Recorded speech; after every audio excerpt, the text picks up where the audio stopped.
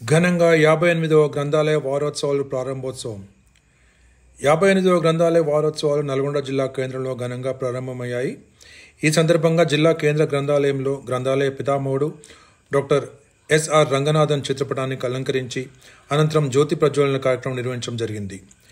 జిల్లా గ్రంథాలయ సంస్థ అధ్యక్షులు ఎంఏ హఫీజ్ ఖాన్ ఆధ్వర్యంలో నిర్వహించిన ఈ కార్యక్రమానికి మున్సిపల్ మాజీ చైర్మన్ బొర్రి శ్రీనివాసరెడ్డి, పట్టణ అధ్యక్షులు గుమ్మల మోహన్ రెడ్డి ముఖ్య అతిథిగా హాజరై మాట్లాడుతూ గ్రంథాలయాలు విజ్ఞాన భండాగారాలని, వీటిని సద్వినియోగం చేసుకుని జీవితంలో ఉన్నతంగా ఎదగాలని సూచించారు. ఈ కార్యక్రమంలో market committee chairman Jokri Ramesh, retired IAS Choleti Prabhakar, జిల్లా గ్రంథాలయ సంస్థ మాజీ అధ్యక్షులు గాదె వినోద్ రెడ్డి, ఎస్ వేణుగోపాలాచార్యులు, రాష్ట్ర associate president MS Shravan Kumar, Basheeruddin, మాజీ కౌన్సిలర్లు ఇబ్రహీం, ఇమ్తియాజ్, ఖలీల్ మరియు గ్రంథాలయ సిబ్బంది R Kusumasri, M Nirmaladevi, Tarakeswari, M Rajesh, B Srinivas, Narmada, Mallesh, Srinivas, Sharada, Yamini మరియు గ్రంథాలయ పాఠకులు తదితరులు పాల్గొన్నారు. అనేక కార్యక్రమాలు తీసుకొని గతంలో గ్రంథాలయ వారోత్సవాలు మాకు పెద్ద తెలియదు. వినోద్ రెడ్డి గారు మాకు చైర్మన్ అయిన తర్వాతనే అప్పుడు ఉన్నట్టు అందరినీ పిలిచి ఈ గ్రంథాలయ డెవలప్మెంట్ కోసం చాలా కృషి చేశారు. ఇప్పుడు డాక్టర్ హఫీజ్ ఖాన్ గారి నాయకత్వంలో ఈ గ్రంథాలయ సంస్థ కొత్త బిల్డింగ్ మంత్రి గారు గవర్నమెంట్ రాగానే లైబ్రరీ, కొత్త లైబ్రరీ కట్టాలని, ఎందుకంటే ఈ లైబ్రరీలో మేము ఏసీలు ప్రతి ఫౌండేషన్ ఇచ్చేయండి, బుక్స్ చాలా బుక్స్ ఇచ్చారు. ఈ కర్టెన్స్ కూడా సంబంధం ఇప్పుడు ఏదైతే అక్షయ పాత్ర ద్వారా మధ్యాహ్నం భోజనం కూడా వారు కూడా ప్రతి ఫౌండేషన్ కోఆపరేటివ్ వెంకయ్య గారు సొంత నిధుల ద్వారా చేస్తున్నారు. కానీ ఈ గ్రంథాలయానికి అది చిన్నగా ఉంది, పార్కింగ్ తక్కువ ఉందని మా అందరినీ మున్సిపాలిటీ కౌన్సిలర్ని చెప్పి ఎట్టి పరిస్థితుల్లో టౌన్ హాల్ని తీసేసి టౌన్ హాల్ ప్లేస్లో గ్రంథాలయం కట్టాలని ఇమ్మీడియట్గా దాన్ని డిస్ప్లే చేశారు. త్వరలో గ్రంథాలయం క్లాక్ ద్వారా టౌన్ హాల్, పాత టౌన్ హాల్ దగ్గర ఎక్కడో కొత్త గ్రంథాలయం 10 నుంచి 15 కోట్ల మంచి గ్రంథాలయం కట్టాలని మంత్రి గారి కోరిక. ఎందుకంటే గ్రంథాలయంలో ఇక్కడ బుక్స్ ఈ గ్రంథాలయానికి సార్ మీరు అడగానే బుక్స్ ఇచ్చారు. అదే ఎలక్షన్ టైంలో మీరు ఇద్దరు ముగ్గురు వచ్చారు, అంతకుముందు ఇచ్చారు ప్రతి ఫౌండేషన్. తర్వాత ఎవరు కూడా మాకు అందుబాటులో లేదు. ఎన్నో నోటిఫికేషన్ వస్తుంది.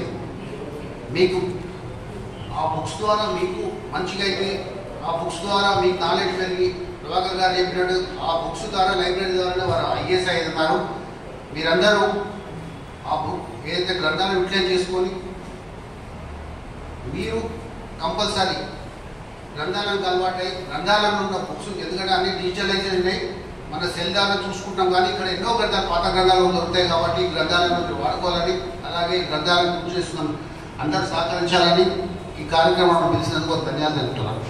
నేను గ్రంథాలయ సంస్థ చైర్మన్గా బాధ్యతలు తీసుకున్న తర్వాత బొర్రి శ్రీనివాసరెడ్డి గారు, గుమ్మల మోహన్ రెడ్డి గారి సమక్షంలో వారితో వెళ్ళి మంత్రి గారితో మాట్లాడిన తర్వాత తప్పకుండా గ్రంథాలయం, కొత్త గ్రంథాలయాన్ని మనము ఏర్పాటు చేసుకొని మరియు దానికి కావాల్సిన అన్ని హంగులు చేసి రాష్ట్రంలో మొట్టమొదటి గ్రంథాలయంలో ఆదర్శవంతంగా ఉండేటట్టు మనం చేసుకుందామని చెప్పి వారు మాటిచ్చారు.